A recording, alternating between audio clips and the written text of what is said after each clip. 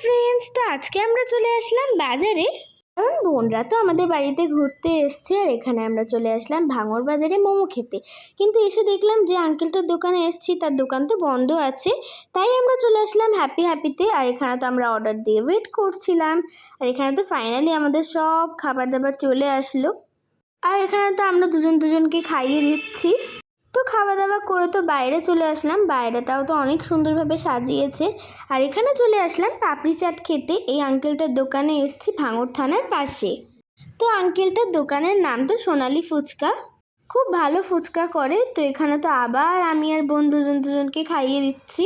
তো আমি পাপা আর মনি তো খেয়েছিলাম পাপড়ি চাট, কিন্তু বোন আর মাম্মা খেয়েছিল নর্মাল ফুচকা।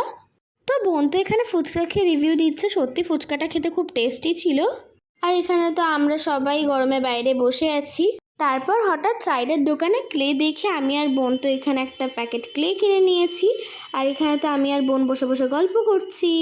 তো আজকের দিনটা তো আমরা এইভাবেই কাটালাম। So by.